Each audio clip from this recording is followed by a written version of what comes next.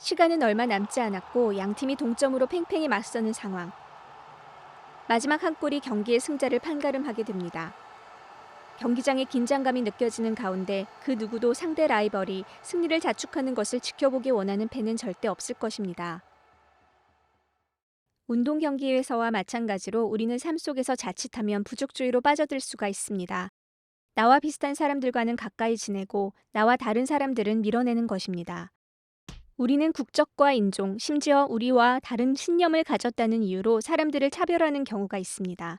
앞으로 살펴볼 로마서에서는 이러한 부족주의가 교회 안에 침투했을 때 파괴적인 영향을 가져올 수 있게 된다는 것을 볼 수 있을 것입니다. 바울은 두 개의 항구를 끼고 있는 고린도에서 자신의 지난 10년을 되돌아보는 시간을 가졌습니다. 동쪽 항구를 바라보며 바울은 지중해 북동부 모든 땅에 예수님의 복음을 전할 수 있도록 인도해 주신 하나님의 신실함을 되새겼습니다. 항구에 떠 있는 배들을 보며 바울은 예루살렘으로 다시 돌아갈 그의 여정을 떠올렸습니다. 바울이 개척한 교회들은 가난으로 고통받고 있던 예루살렘 그리스도인들을 위해 바울의 편에 보낼 헌금을 몇 달 동안 모으고 있었습니다. 서쪽 항구를 바라보자 그의 마음은 아직 예수님의 복음이 전해지지 않은 모든 땅에 대한 생각으로 가득 찼습니다.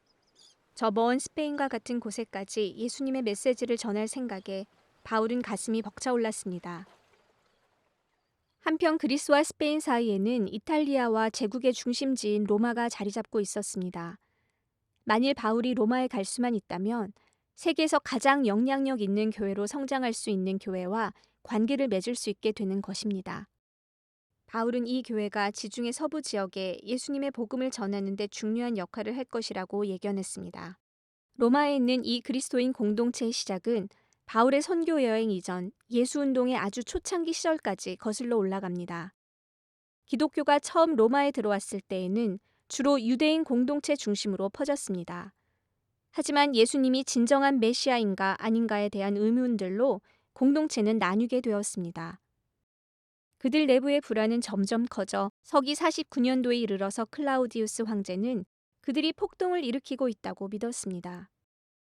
그는 예수를 믿는 것과 상관없이 모든 유대인들을 도시에서 추방하였고 결국 로마에는 소수의 이방인들 그리스도만이 남게 되었습니다. 유대인들의 영향력이 없어지자 이방인 그리스도인들은 더 이상 유대인의 법과 관례를 따를 의무가 없다고 느꼈습니다. 할례, 음식법, 안식과 축제를 지키는 의무와 가치를 상실했으며 로마 교회 내에서도 더 이상 이러한 것들을 시행하지 않게 되었습니다. 이러한 율법들이 존재하지 않게 되자 로마 교회는 이방인들 사이에서 큰 성장을 하게 되었습니다. 유대인들에 대한 추방은 서기 54년 클라우디우스가 사망할 때까지 계속되었습니다. 그 후 강제로 도시를 떠나야 했던 많은 유대인들은 다시 로마로 돌아오게 되었습니다. 떠났던 교회로 다시 돌아온 유대인 그리스도인들은 5년 전 그들이 떠났을 때와는 매우 다른 교회의 모습을 보았습니다. 그들은 그러한 변화에 동의할 수 없었습니다. 남아있던 이방인 그리스도인들은 유대인의 법과 전통을 지키지 않고 있었습니다. 인종적 자부심으로 그들의 마음은 꽉 차 있었고 자신들과 다른 사람들을 헐뜯었습니다. 유대인 그리스도인들은 이방인 그리스도인들을 무식하고 더러우며 모세의 성스러운 율법을 무시한다고 업신여겼습니다. 반면 이방인 그리스도인들은 유대인 그리스도인들이 율법에 얽매여 예수님의 복음을 저버린다고 비난했습니다. 이러한 교만과 차별은 로마 교회를 분열시켰습니다. 바울은 로마 교회의 영향력이 점점 커져가는 것을 보며 그들이 오직 그리스도 안에서만 발견할 수 있는 사랑과 연합을 보여줄 수 있는 교회로 성장하기를 바랬습니다. 로마에 가본 적이 없었던 바울은 먼저 서신을 통해 그들에게 바울 자신이 올바른 복음을 전하는 그리스도의 참 사도임을 알렸습니다. 바울은 서신에서 복음의 눈을 통해 그들의 부족주의를 살펴보며 어떻게 그들이 복음 가운데 모든 유대인과 이방인과의 연합, 평등, 가치를 이루어갈 수 있는지 설명했습니다. 바울은 선행이나 그들의 유산조차도 하나님 앞에서는 아무런 효력을 발휘할 수 없다는 것을 상기시켜 주었습니다. 유대인과 이방인 모두 하나님 앞에서는 같은 결함을 가지고 있으며 하나님과 화목할 수 있는 방법은 오직 하나, 예수 그리스도에 대한 믿음을 통한 하나님의 은혜로만 가능하다는 것을 말해 주었습니다.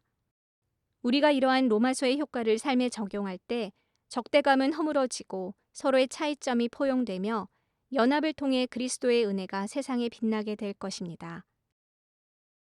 비디오가 좋았다면 라이크를 눌러주시고 답글을 남겨주세요. 시청해주셔서 감사합니다.